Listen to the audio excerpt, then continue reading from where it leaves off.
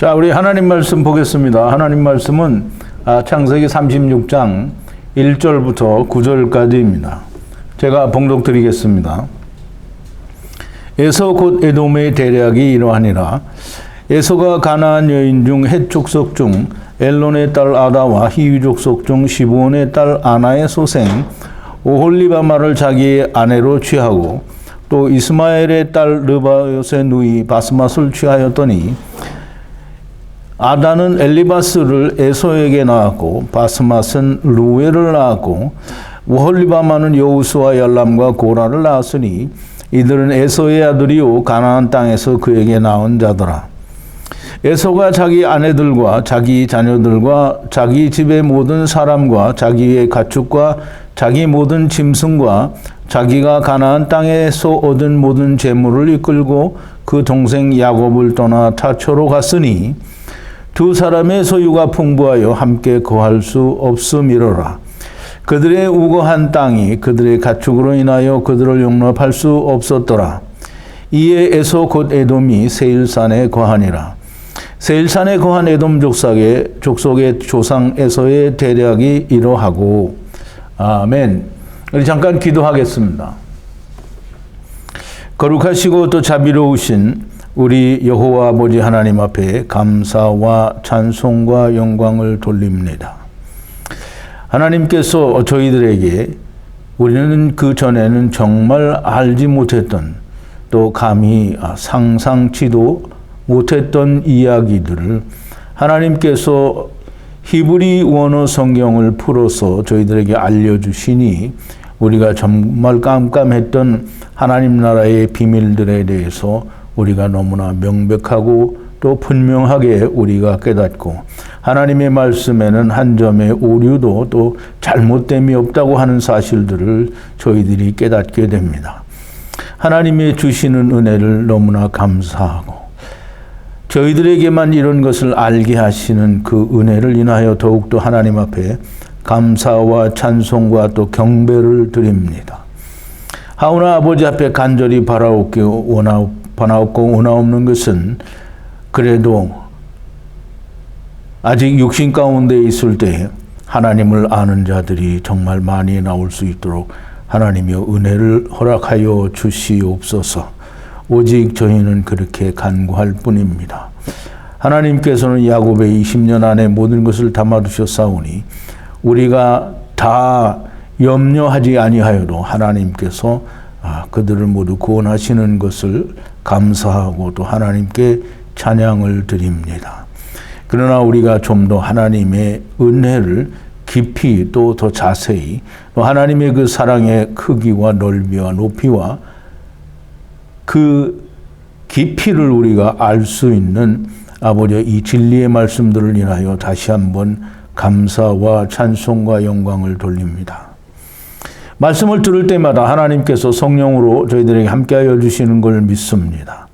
이제 남은 하나님의 말씀들도 저희들이 듣고 배울 때에 성령님께서 동일하게 함께하여 주셔서 마지막까지 하나님의 말씀이 온전히 저희들에게 야다하는 역사가 있게 하여 주시옵소서.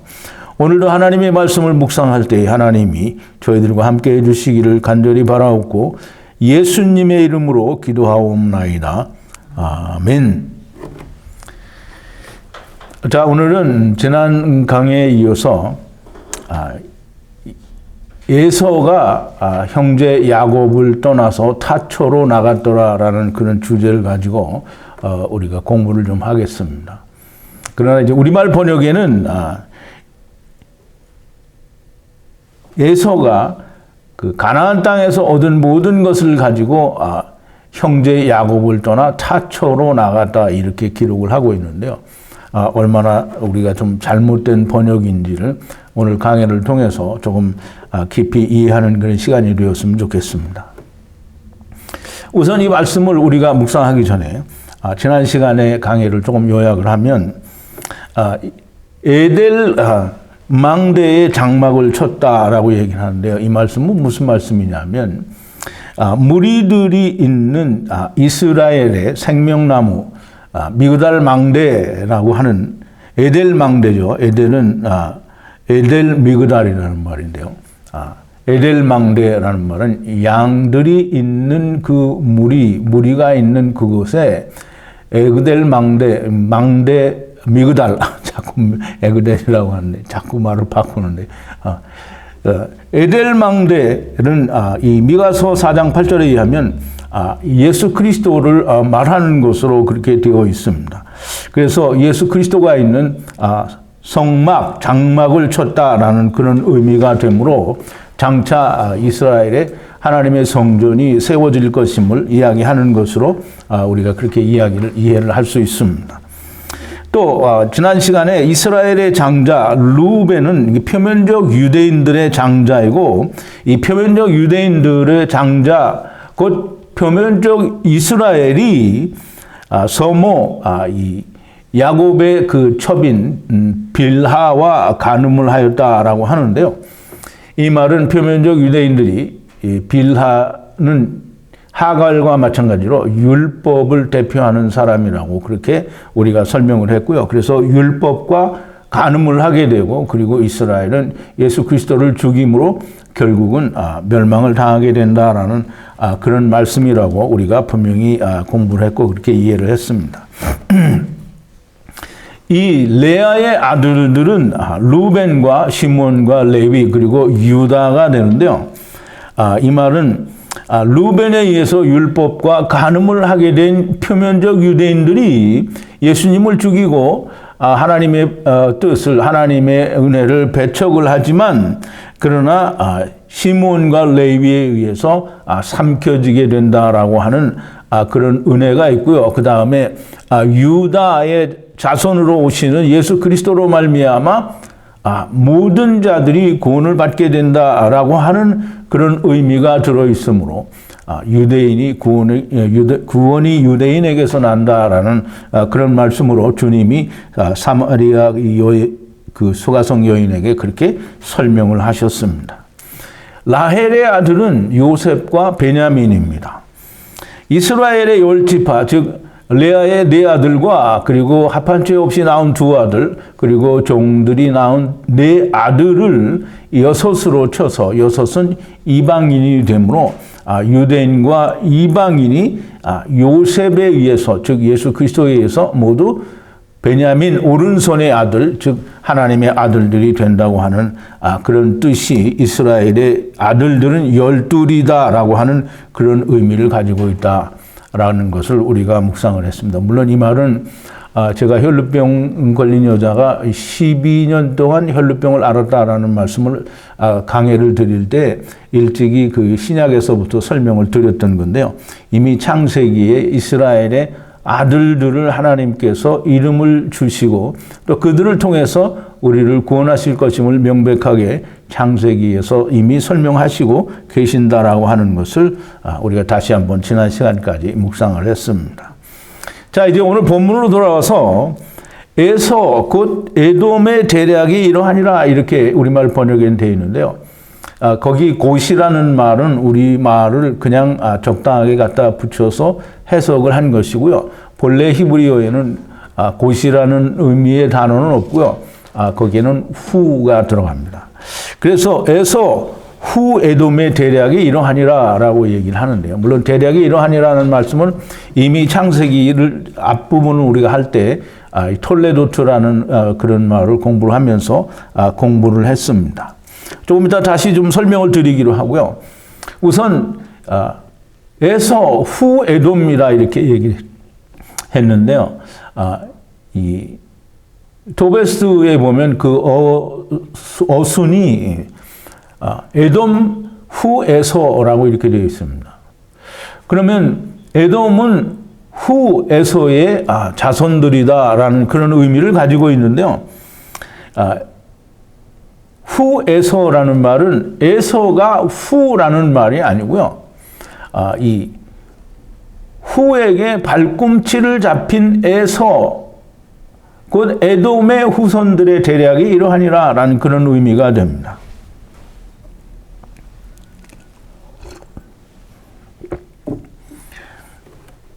창세기 25장에 보면 이 야곱이 태어날 때 에서의 발꿈치를 손으로 잡고 태어났다라고 얘기를 합니다.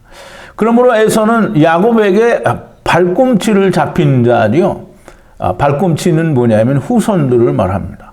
그러면 에서의 후손은 곧 에돔들을 말하는데요. 에돔이라는 말은 왜 에돔이라고 하나님이 이름을 바꾸셨는가? 에돔이라는 말은 스트롱 코드가 1, 2, 3이고요. 아담이라는 단어에서 유래가 된 단어인데요. 불다라는 그런 뜻이고요. 흙이라는 의미를 가지고 있고요. 이 알파벳은 아담이라는 것과 알파벳이 똑같고 다만 스트롱 코드만 번호가 틀립니다. 그러면 알레프, 달레트, 그 다음에 mem인데요.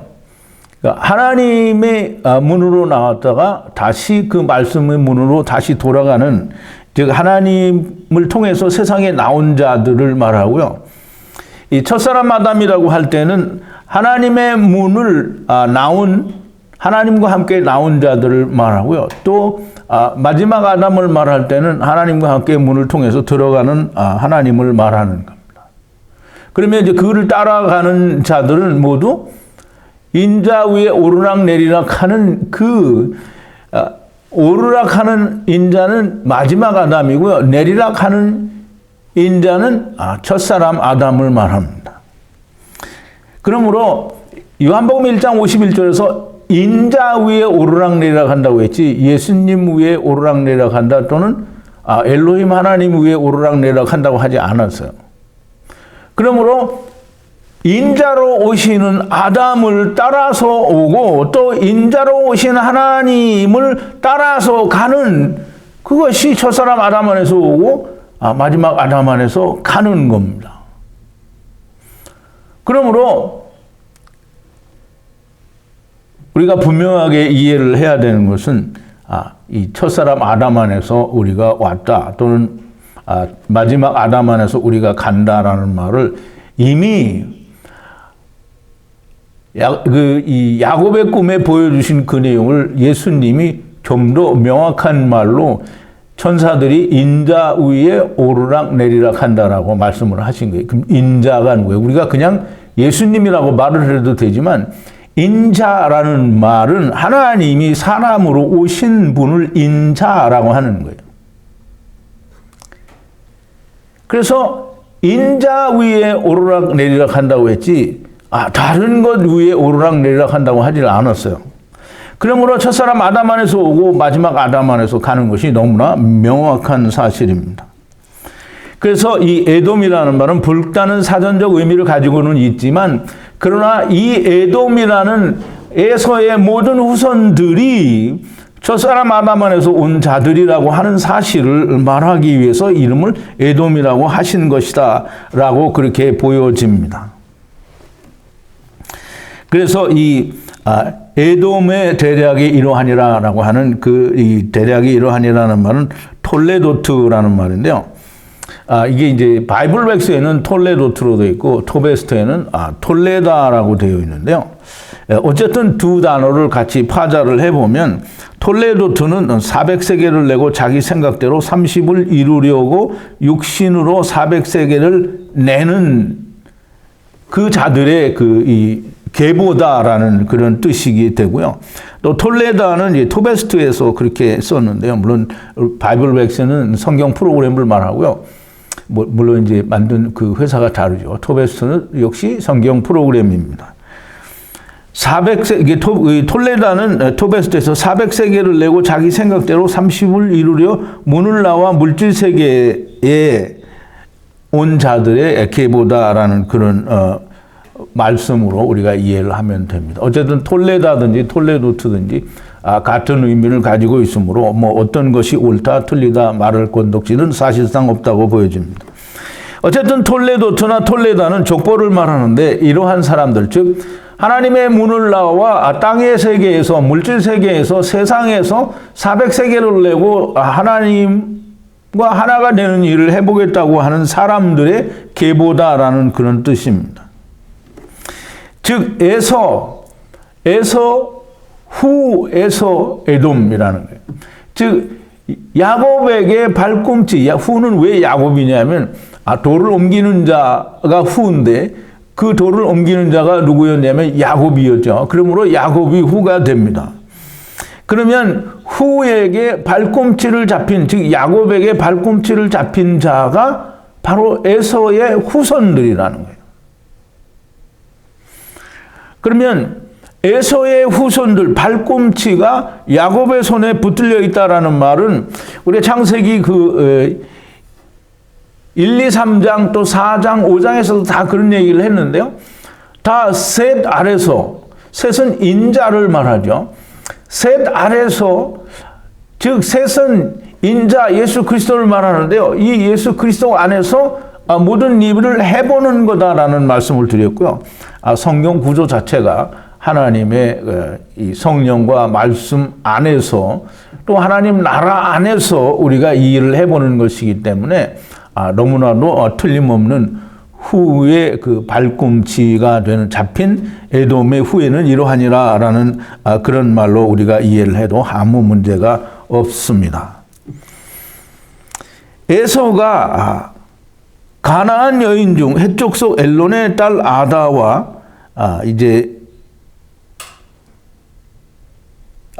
이제 혼인을 했다고 하는 얘기인데요. 근데 이 아다는 본래 바스맛입니다.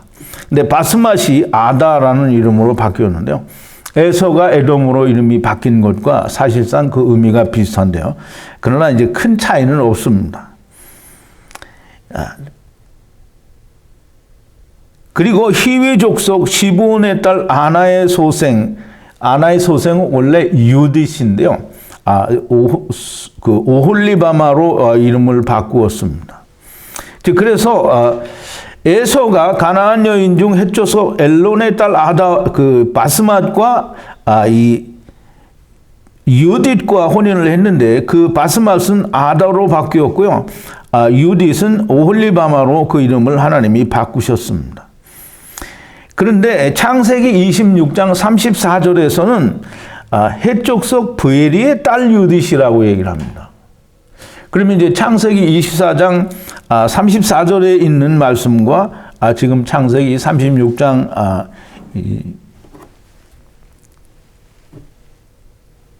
2절에 있는 말씀과는 상당히 차이가 있는 것으로 보여져서 이게 다른 얘기가 아니냐라고 이렇게 얘기할 수 있는데요. 결단코 그렇지 않고요. 창세기 26장 34절에서는 헷 족속 부엘리의 딸이라고 했는데 여기에서 36장 2절에서는 히비 족속 시브온의 딸 아나의 소생이라고 얘기를 했어요. 그러면 아나의 소생은 원래 유딧인데 부엘리의 딸 유딧인데 히비 족속 시브온의 딸 아나의 소생이라고 얘기한 것은 이 예수님의 족보도 마태복음에 있는 족보는 남자를 따라서 내려오는데요. 그 다음에 누가복음에서는 이제 거꾸로 올라가죠. 그래서 하나님까지 올라가는데요. 여기서도 비슷하게 물론 똑같다고 할 수는 없겠지만 시브온의 딸 아나의 소생이라고 하는 이 말은 아나는 부엘리의 아내인데 이 부엘리는 헷 족속이고요. 아나는 히위 족속인 거예요. 그래서 아나는 히위 족속과 그 헷 족속이 만나서 결혼을 했기 때문에 창세기 26장 34절에서는 부엘리의 딸 유딧이라고 하고요. 그 다음에 이 36장에서는 히위 족속 시브온의 딸 아나, 즉 아나는 여자잖아요. 남자로 치면 부엘리의 딸이 맞고요. 여자로 하면 아나의 딸이 맞습니다. 근데 그 딸이 유딧인데 여기서는 오홀리바마라고 그 이름을 바꾸어서 말씀을 하십니다. 하나님께서 이렇게 이름을 바꾸어서 기록하신 것은 항상 그 의미와 뜻을 좀 더 분명하게 하시기 위함이다라고 그렇게 보여집니다. 바스맛이 아다로 바뀐 것을 의미를 풀어보면 성전 되려고 성령과 말씀으로 400세겔을 내려는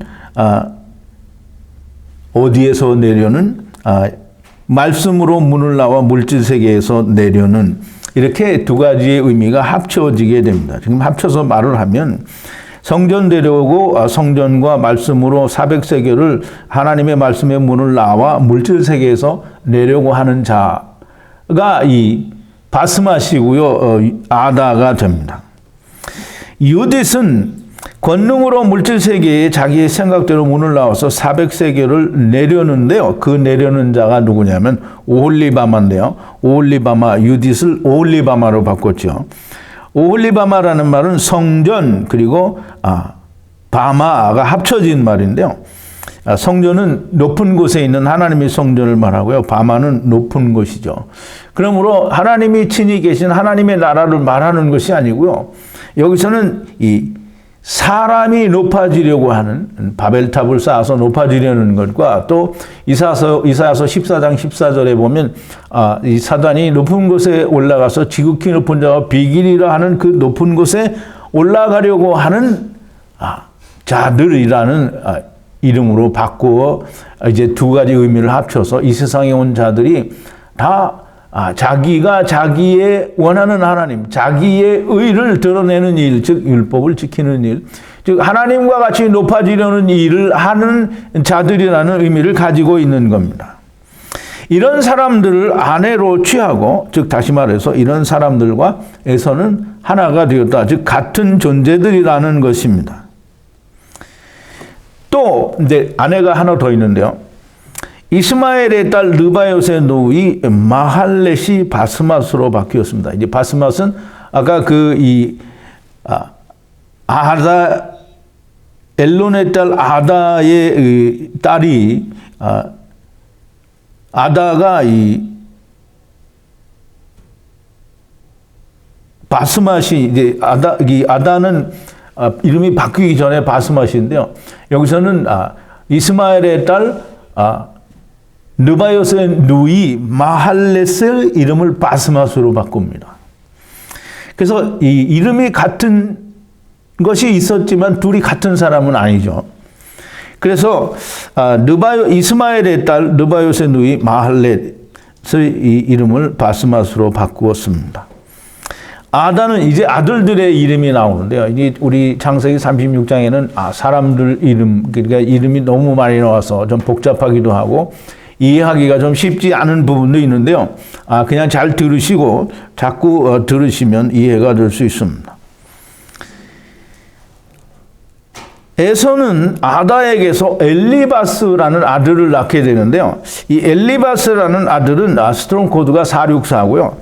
재련된 금이라는 그런 의미가 있는데 이 엘리바스는 스트롱 코드가 엘 하나님이라는 410과 파즈라는 6337인 파즈라는 단어가 합성이 되어서 엘리바스라는 이름이 되었는데요. 이 말은 무슨 뜻이냐면 재련된 금, 그러니까 불로 연단된 태워진 말씀이라는 뜻이고요.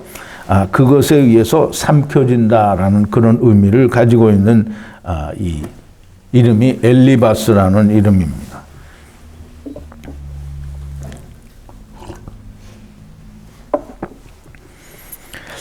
또 바스맛은 그 아다의 전 이름이 아니고요. 마할렛이 바뀌어진 이름이 바스맛인데요.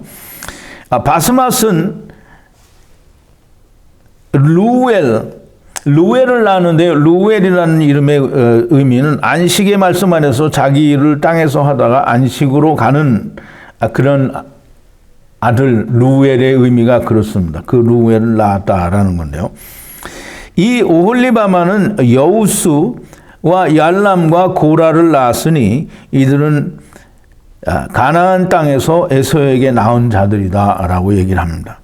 그러므로 바스맛은 이 루엘을 낳았고 또 오홀리바마라는 또 다른 아내는 여우수, 얄람, 고라를 낳았으니 이 에서가 낳은 에서의 아내 세 여자들로 말미암은 이 아들들은 가나안 땅에서 얻은 아들들이다라는 그런 의미를 가지고 있습니다. 그러면 가나안 땅에서 낳았다라고 하는 말은 우리가 이제 이 말씀을 라반의 것과 좀 이렇게 연결을 지어서 이렇게 그림을 맞춰 볼 필요가 있는데요. 하나님께서 야곱에게 빼앗아서 다 주신 그것들이 다시 에서의 것이 됩니다. 그러면 에서의 것은 가나안 땅에서 얻었지요. 그러면 가나안 땅에서 얻었으니까 이 가나안 땅에서 누가 얻었어요? 에서가 얻은 거잖아요. 그러면 라반이 이 아람 나하라임에서 갖고 있던 것과 같은 거예요. 그럼 라반이 가지고 있던 거를 다 뺏어서 야곱에게 주었잖아요. 그러면 이 에서가 가진 모든 것을 다시 빼앗아서 야곱에게 주실 것이다라는 의미를 가지고 있어요. 그래서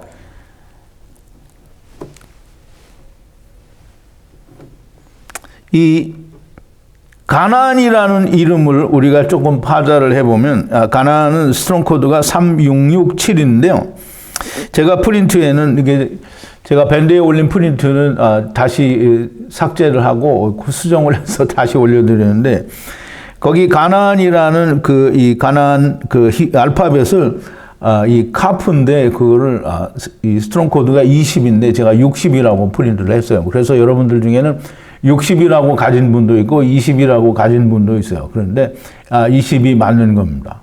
그래서 분리된 말씀으로 은혜를 찾다가 안식의 말씀으로 은혜를 얻게 되는 사람들이 사는 땅이 가나안입니다. 또 숫자를 스트롱 코드를 풀어보면 안식 안에서 죽고 죽어서 아버지와 아들과 내가 하나 될 사람들이 사는 땅이다라고 이렇게 두 개를 다 합쳐봐도 말이 비슷비슷하지요. 세상에 와서 자기 일 하다가 죽고 또 죽어서 아버지와 아들과 내가 하나 되는 사람이에요. 근데 세상에 올 때 다 안식 안에서 왔다라는 그런 의미를 가지고 있습니다. 에서가 이 가나안 땅에서 얻은 모든 그 아내와 자녀들, 그 집의 모든 네페시라고 그렇게 되어 있는데요. 즉 다시 말하면 에서의 집안의 아내들과 자녀들과 모든 네페시들을 데리고 이 네페시들은 전부 라반에게 있던 것이 그대로 지금 이동되어져서 다시 에서에게로 다시 온 거예요. 이제 그림자가 다시 바뀐 거죠. 이미 라반에게서 빼앗아 야곱에게 주셨다라고 하는 것을 이미 말씀하셨는데 이제 다시 또 시작을 할 때에는 이제 에서의 것을 다 빼앗아서 야곱에게 주실 거다라는 그런 의미를 가지고 있는 겁니다. 가나안 땅에서 모은 재물이다 이렇게 했는데 모은 재물이 뭐냐면 아세르 재물이에요. 그러므로 항상 이 아세르가 이 단어마다 이 문장마다 다 잘 들어가 있는데 이거를 딱 빼버리면 의미를 상실하게 됩니다. 아세르 재물, 즉 분리되어진 모든 재물, 가나안 땅에서 에서가 얻은 것은 문을 통해서 나온 거죠. 어떤 문을 통해서 나왔냐면 하나님의 나라를 떠나는 문을 통해서 나온, 양의 문을 통해서 나온 이 모든 재물을, 즉 다시 말하면 그 말은 뭐냐면 삼켜져야 될, 하나님의 입으로 삼켜져야 될, 즉 말씀 하나님과 성령 하나님에 의해서 온전히 삼켜져야 될, 물론 육신에 있을 때 삼켜지든 또는 육신을 떠나서 음부에 있다가 삼켜지든 다 삼켜져야 될 존재들이다라는 그런 의미를 가지고 있습니다. 자, 이제 이 모든 것을 다 데리고 오늘 이제 본문에는 뭐라고 돼 있었냐면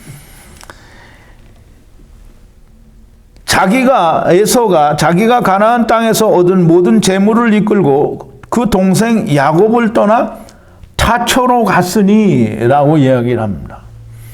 그런데 이제 우리가 이 우리말 번역을 보게 되면 이 야곱과 에서가 화해를 했으니까 이제 에서가 야곱으로부터 뇌물도 받고 마음이 많이 풀어져서 이게 서로 소유가 많고 이게 같이 유할 수가 없으니까 형인 에서가 마음을 양보하고 야곱을 떠나서 다른 곳으로 갔다라는 이런 말이 됩니다.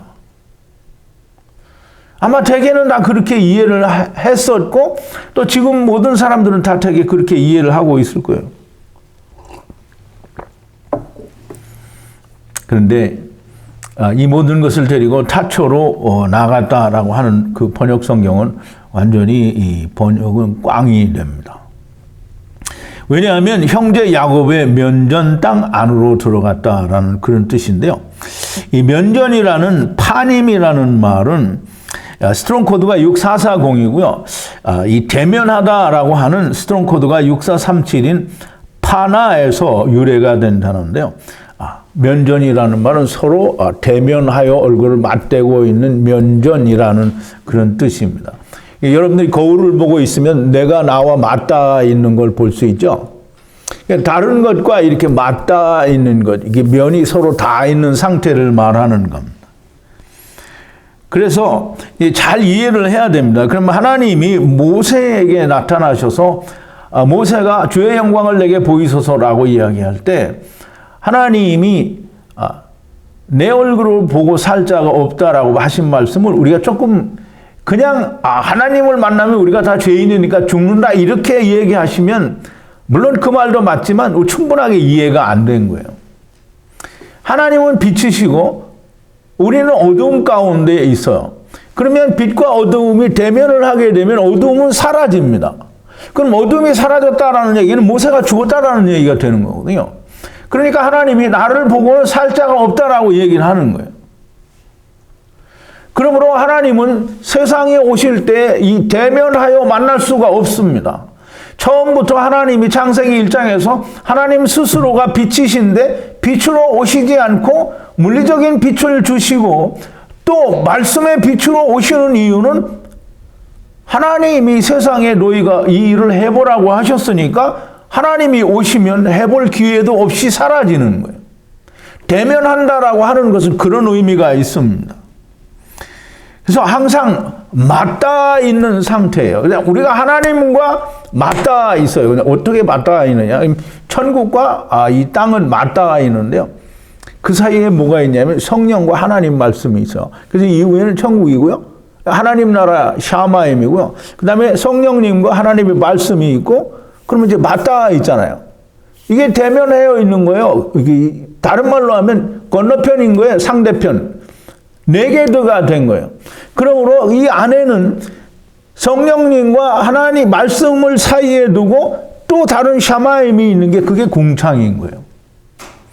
그래서 우리가 잘 이해를 하면 빛과 어두움은 항상 대면하여 있는 거예요. 그래서 빛이 가면 어두움이 오고 또 빛이 오면 어두움이 물러가고 항상 어두움과 빛은 대면하여 있는 거예요. 또 이 지면이라는 것도 궁창이 뭐예요? 샤마임이죠. 샤마임과 땅은 이 지면 이게 맞닿아 있는 걸 말하는 거예요.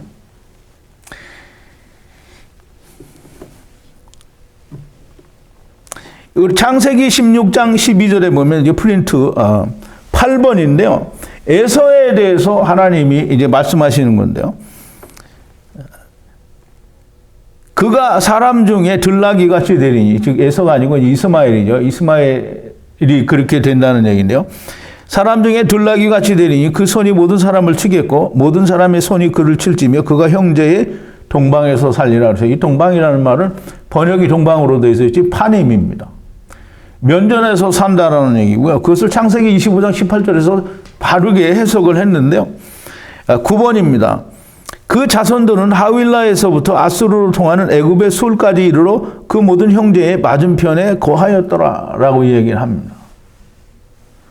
그러면 형제의 맞은편에 이게 대면하여, 즉 대면하고 있으면 이쪽 편과 저쪽 편이 이렇게 맞닿아 있다는 네게드가 되는 거예요. 그래서 창세기 2장 18절에 보면 여호와 하나님 10번인데요. 여호와 하나님이 가라사대 사람의 독초하는 것이 좋지 못하니 내가 그를 위하여 돕는 배필을 지으시리라 라고 말씀을 하셨는데요. 돕는 배필이라는 말은 아담이 있고 아담에서 하나를 꺼내내서 다른 한편에 두는 거예요. 그럼 둘이 맞닿아 있는 거예요. 그럼 아담과 지체들은 맞닿아 있는 거예요. 항상 맞닿아 있는 상태에 있는 거예요. 그게 들어가서 하나가 돼요. 이렇게 맞닿아 있지 않고 들어가서 하나가 돼야 되는 거예요. 그래서 아담이 부모를 떠나서 아내와 연합하여 둘이 한 몸이 된다라고 하는 것은 네게드 상태가 벗어지고 하나가 되는 걸 말하는 거거든요.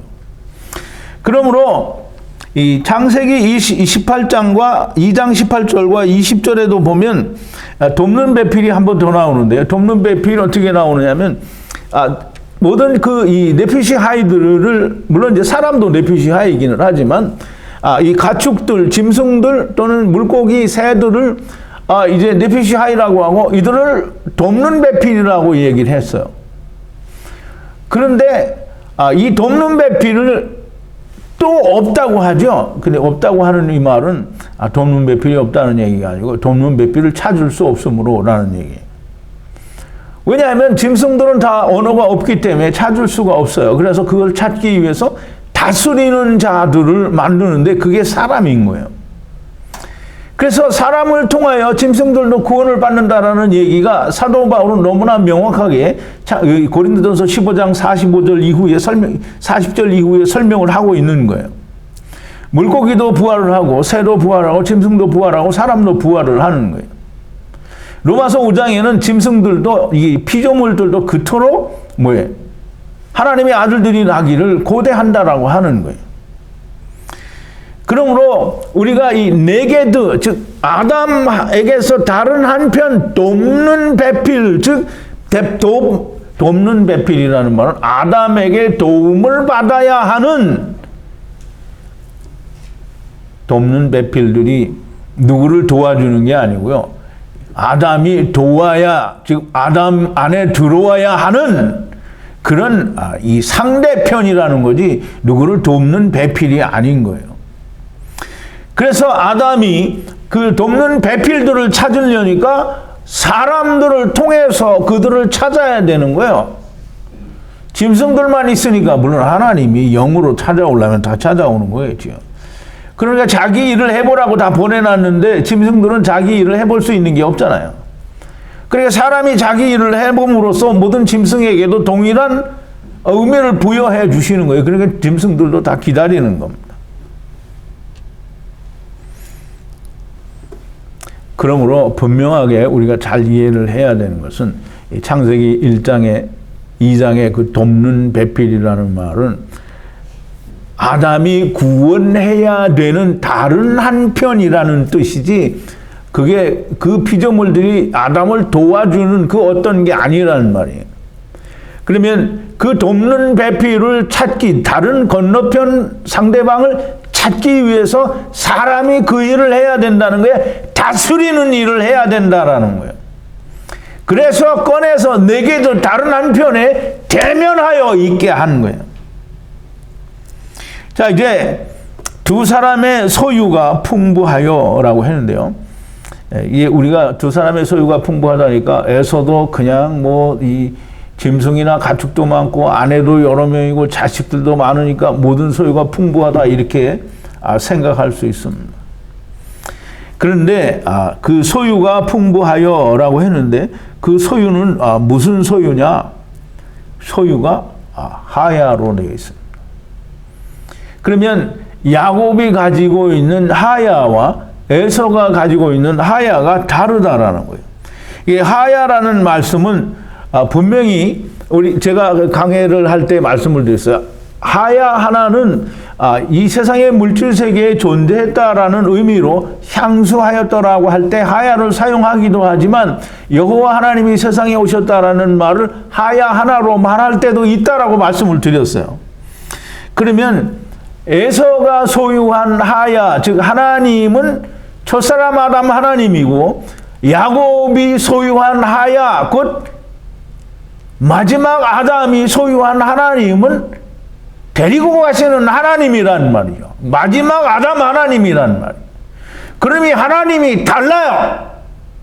그러면 에서가 가진 하나님은 첫사람 아담이고요. 야곱이 가진 하나님은 마지막 아담이 되는 겁니다.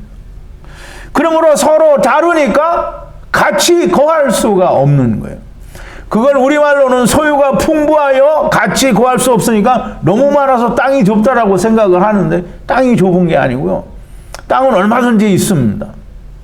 우리가 지금도 세상에 땅이 없어서 사람이 살 데가 없다라고 생각하는데 이 세상에 노는 땅이 얼마나 많은데 사람이 살기 좋은 땅이 얼마나 많은데 가기 싫어서 안 가는 거죠.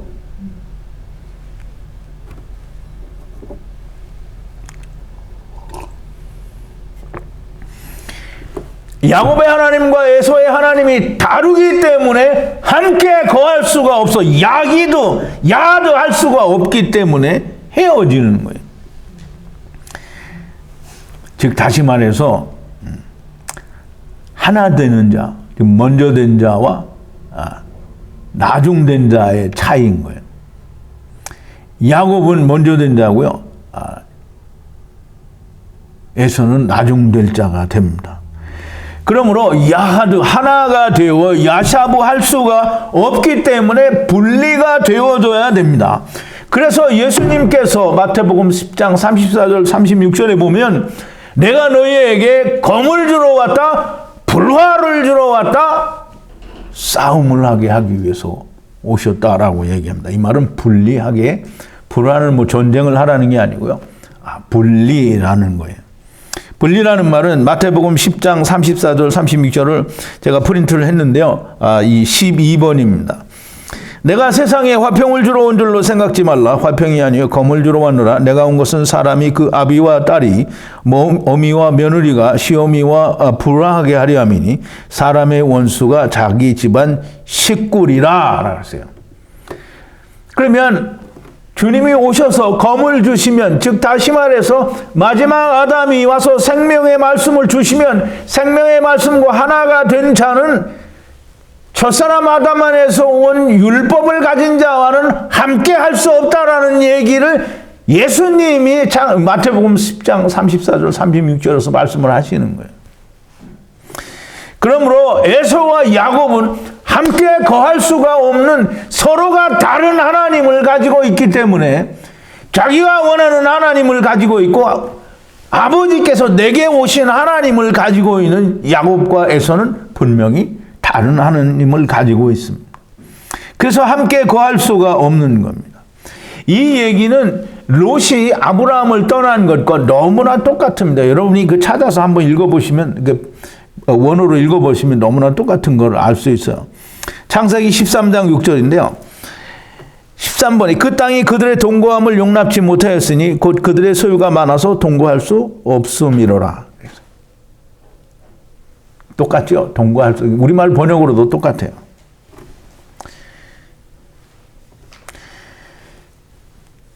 이렇게 거할 수가 없으니까 타초로 갔다라는 말은 이 타초로 갔다는 게 아니고 건너편에, 즉 야곱의 건너편에 상대편으로 갔다라는 거예요. 즉 도움을 받아야 하는 이 다른 한편으로 건너갔다, 즉 대면하였다라는 거예요.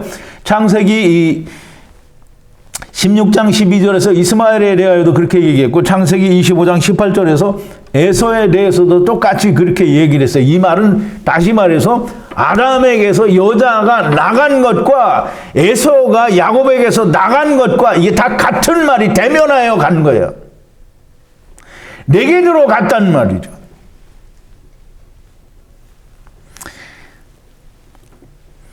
이에 그렇게 형제의 야곱의 네게드로 건너간 그곳이 어디냐면 에서 곧 에돔이 세일산에 거하니라 라고 얘기를 했는데요. 세일산이라는 이 세일이라는 말은 제가 이제 이 털에 대해서 말씀을 드리면서 세일은 사이르 털이 많은 그 뜻의 이 단어의 같은 동형 단어인데요. 의미도 역시 같습니다. 지금 털이 많다라는 건데요. 털이라는 것은 이 몸에서 스스로 만들어내는 게 털이고요. 인간은 몸의 털이 머리와 특정 부분에만 있기 때문에 그 몸을 가릴 수 있는 옷이 되지 못합니다. 그런데 모든 짐승, 물론 파충류나 물고기나 이런 것들은 그렇지 않지만 모든 거의 짐승들은 새도 그렇고요. 모든 짐승들은 자기 몸에서 털을 만들어냅니다. 그럼 자기 몸에서 털을 만들어내서 자기의 옷이 됩니다. 물론 물고기는 비늘이 있고요. 파충류도 털은 없지만 자기 가죽이 있습니다. 물고기는 물속에 있으니까 비늘이 있어도 하여간 어쨌든 모든 것은 자기 걸 감추고 있는데요. 사람은 옷을 만들어주지 않으면 자기 몸을 가릴 수가 없습니다. 그래서 털은 몸이 스스로 만들어내는 옷, 그게서 의의 옷이라고 말을 할 수 있는 거고요. 자기의 의의 옷. 자기가 만든 의의 옷. 사람은 역시 자기가 만들어서 옷을 입어야 되죠. 그래서 자기가 만드는 옷이 자기의 의가 됩니다. 짐승들이 자기 스스로 만들어내는 털들로 자기 옷을 입은 것처럼 사람들로 말미암아 짐승들이 가지고 있는 털 옷이 자기 의라고 하는 것을 하나님이 사람을 통해서 설명을 하시는 거예요. 그래서 사람은 뭘 입었어요, 처음에? 무화과 나무잎으로 가렸다라고 되어 있죠.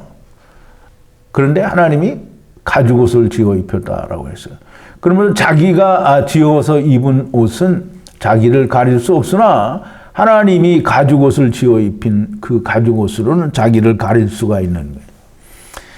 그래서 이 가죽옷은 장차 예수 그리스도로 말미암아 어린 양으로 말미암아 사람들이 다 의의 옷을 입게 된다라고 하는 것을 말씀하시는 것이 이제 가죽옷인데요. 세일산은 그래서 이 산은 높은 곳이라고 이제 이게 본래 뜻은 높은 곳이라는 뜻인데요. 높은 곳은 어디예요? 사람이 높아지려고 하는 그곳이 높은 곳인데요.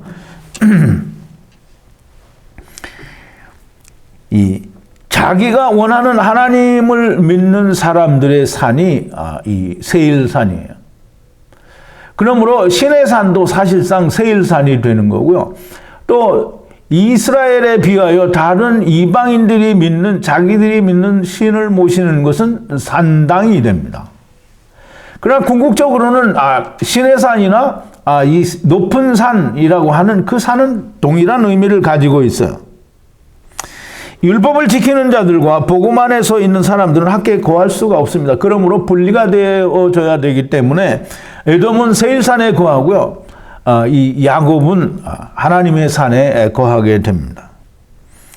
세일산에 거한 에돔 족속의 조상 에서의 대략이 이러하고 지금까지 이제 에서에 관한 즉 에서의 아들들에 관한 얘기가 나오고요.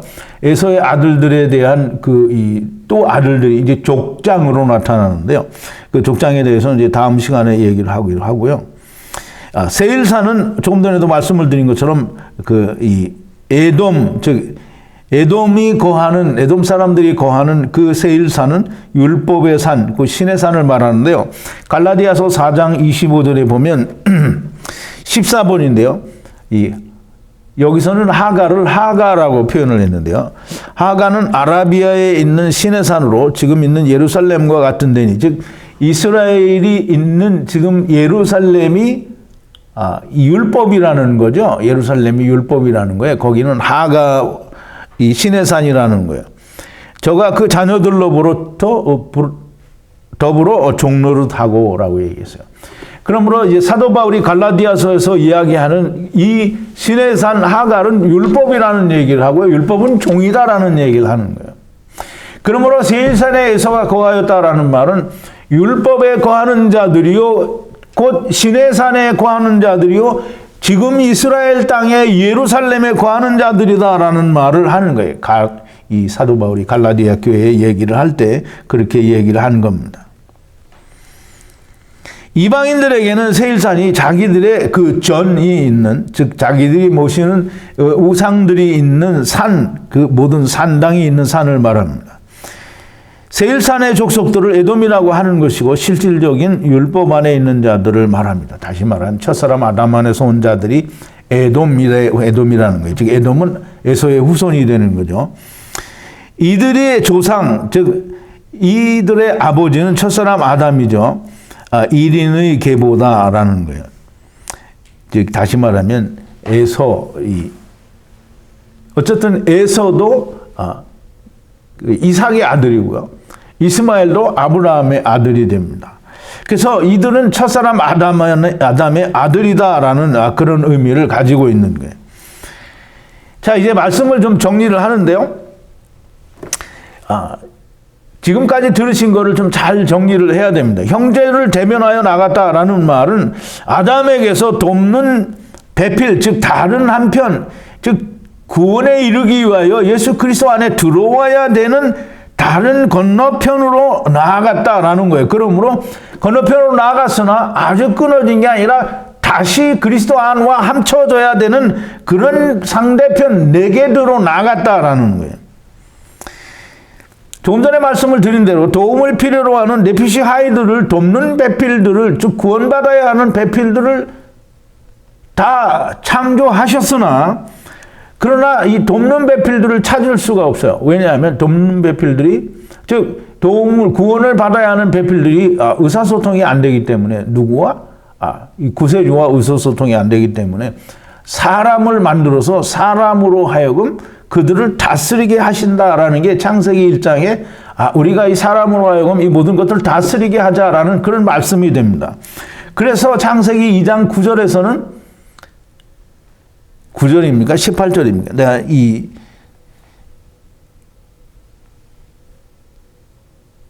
18절이네. 2장 18절에 돕는 배필을 찾을 수 없으므로 라고 얘기를 하는 거예요. 찾지 못하니까 어떻게 해요? 돕는 배필을 지어놓고 찾지 못하니까 사람들로 하여금 그들을 다스리게 해야 되는 거예요. 그래서 그 다스리게 하기 위해서 사람을 창조하셨고요. 사람으로 하여금 돕는 배필들을 찾는 거예요. 그 사람이 누구예요? 아담이죠. 아담 안에서 온 모든 다른, 그냥 우리가 이 짐승들로 온 네피시 아이들과 이 사람으로 온 네피시 아이들과는 그래서 조금 차이가 있는 겁니다. 형제 야곱을 대면하여 나갔다라는 말은 함께 거할 수 없으므로 나가야만 하는 겁니다.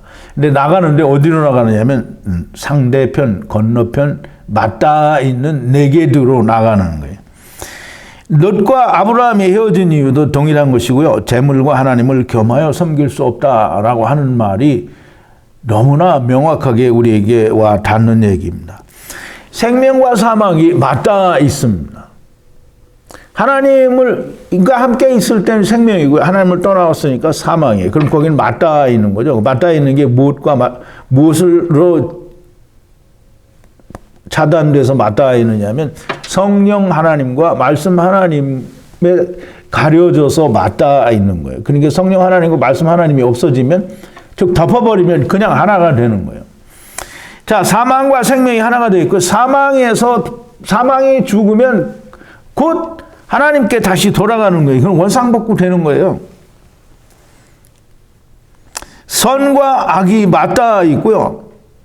의와 죄가 대면하여 있는 것이고요. 낮과 밤이 대면하여 있는 것이고요. 빛과 어두움이 대면하여, 즉 건너편에 있는 거예요. 맞닿아 있는 겁니다. 그런데 그 맞닿아 있는 상태에서 흡수될 수 있는, 즉 하나가 될 수 있는 유일한 길은 삼켜지는 겁니다. 누구에 의해서? 성령 하나님과 말씀 하나님에 의해서 삼켜지는 거예요. 그 삼켜지는 거를 성령과 말씀에 의해서 우리가 예수 그리스도와 함께 죽는 것을 우리가 삼켜졌다라고 하는 거예요.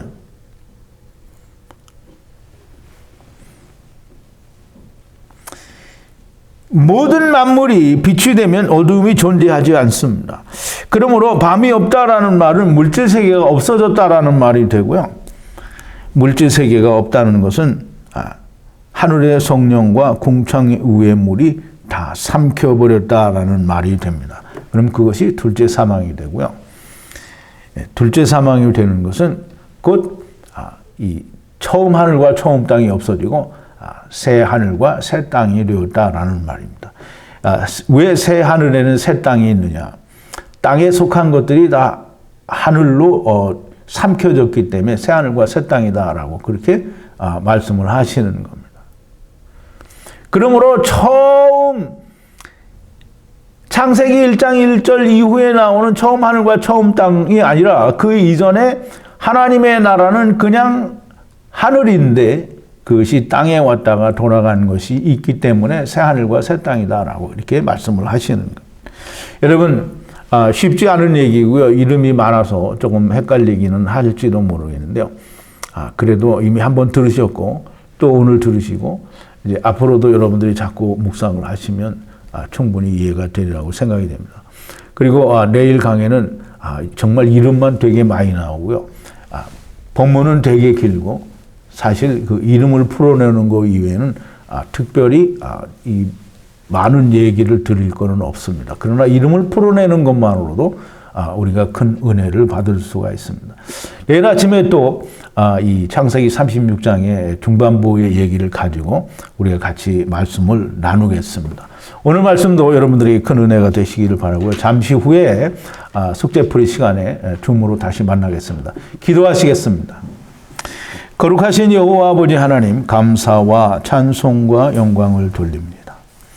오늘도 하나님께서 저에게 일러주신 정말 그 놀라운 비밀의 말씀들을 정말 우리가 해석되지 않고 또 이해되지 않았고 또 무슨 말인지 알 수 없었던 그런 말들이 너무나 깔끔하게 이해가 되고 또 믿어지고 우리의 속에 야다되어지는 것을 감사하고 또 감사합니다. 하나님의 주신 이 은혜가 우리 안에서 날마다 자라고 성장하여 하나님께서 사용하시어 다른 이의 구원에 사용되어지는 놀라운 은혜가 있게 하여 주시옵소서.